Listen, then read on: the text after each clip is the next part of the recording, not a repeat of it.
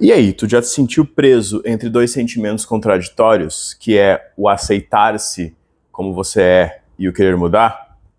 Então vamos falar sobre isso hoje nesse vídeo. Então, olá pessoal, bom dia, boa tarde, boa noite, pessoal do YouTube. Hoje então, quero falar nesse vídeo, tentar ser bem breve também, algo que não é um assunto tão, acho que denso assim, e tão longo, mas eu acredito muito fundamental, muito importante, que é uma contradição fundamental da psicologia e da psicoterapia, ao meu ver, que é a contradição entre o aceitar-se, entre o conservar-se a si mesmo e o mudar, né? O sentimento de mudar, de querer ser diferente, de querer, enfim, né, se mudar enquanto pessoa. Eu acho que esse sentimento aí é o que nos move, né, uma constituição fundamental do ser humano, porque a nossa consciência, que é o que mais nos caracteriza enquanto seres humanos, ela é é difícil de descrever, né, um objeto, essa estrutura, né, esse processo que tem como função conservar as nossas experiências, né? Então, de nada adiantaria a gente viver nossas experiências aí e que elas não ficassem, né, com a gente, que a gente não aprendesse com elas, né? E não só as nossas experiências individuais, né, mas as nossas experiências enquanto cultura, enquanto humanidade. Quando a gente nasce, a gente já chega nessa cultura com todos esses anos, né, essas gerações de ensinamentos e de aprendizados que são passados para nós. E que a gente adquire através da linguagem, né, através do meio cultural que a gente já vive, tanto passivamente quanto ativamente, depois que a gente aprende a falar, aprende a se expressar, né, aprende a se movimentar pelo mundo.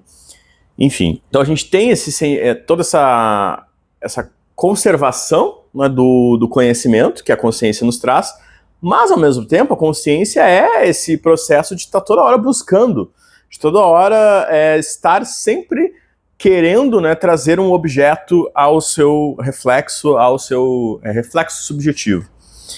Então, nesse movimento, né, a consciência está buscando o tempo inteiro mudar-se, né, algo diferente, está toda hora se projetando para fora, e ao fazer isso ela, né, pretende se mudar, mas ao mesmo tempo ela precisa se conservar, né, ela precisa conservar o que aconteceu, suas experiências, né, na forma da nossa memória, né, seja essa memória consciente ou inconsciente, ou seja, vamos dizer assim, na memória coletiva da cultura. Então eu acredito que essa contradição é algo fundamental que nos caracteriza enquanto humanidade, e ela nos dá movimento, certo? Ela é, ultimamente, a contradição que gera o movimento da consciência e, por consequência, o movimento de nós enquanto humanos, da nossa construção da personalidade, inclusive.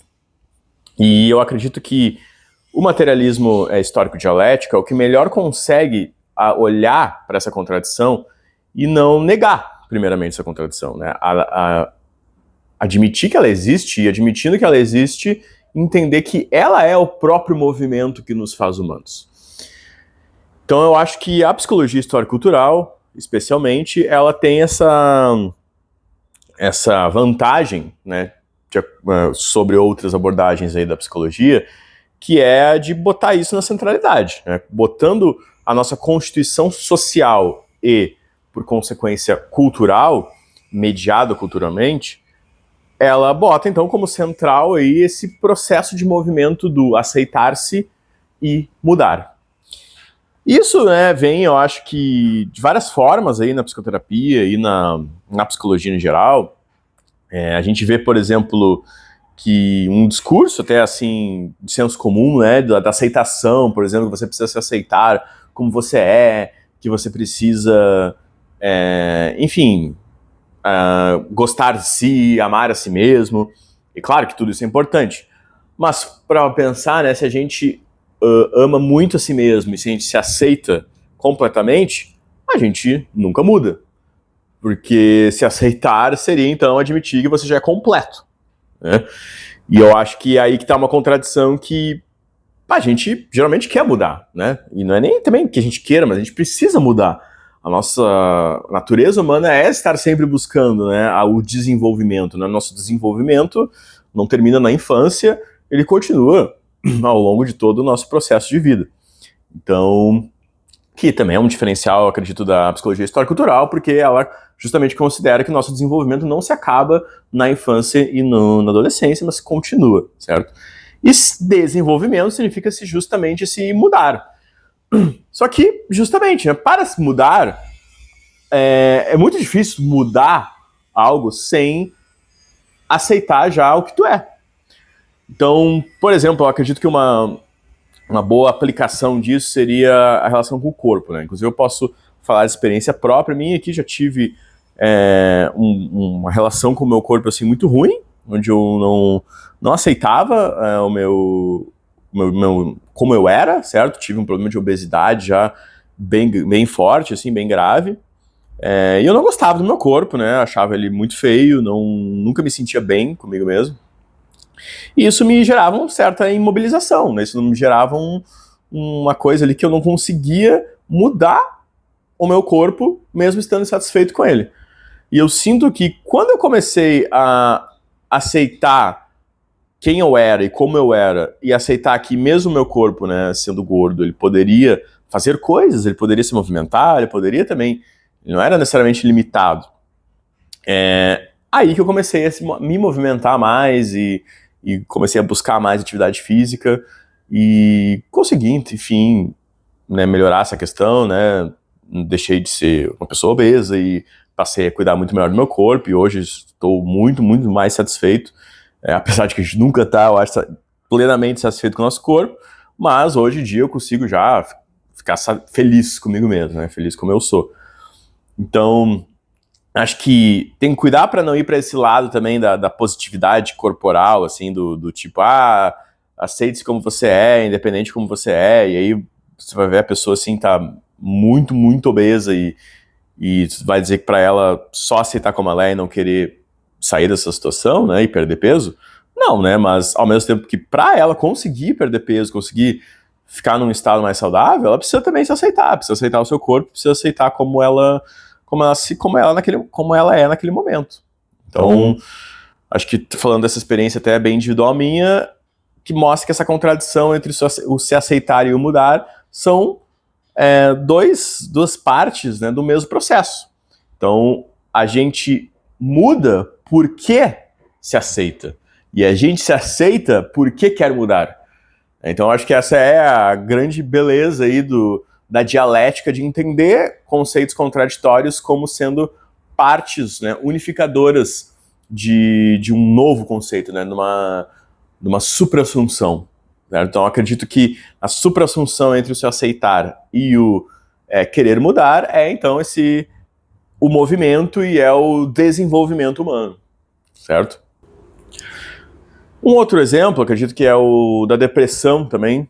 Uma pessoa muito deprimida, ela vai ficar nessa situação de imobilização, né, que ela não consegue sair de onde é que ela está.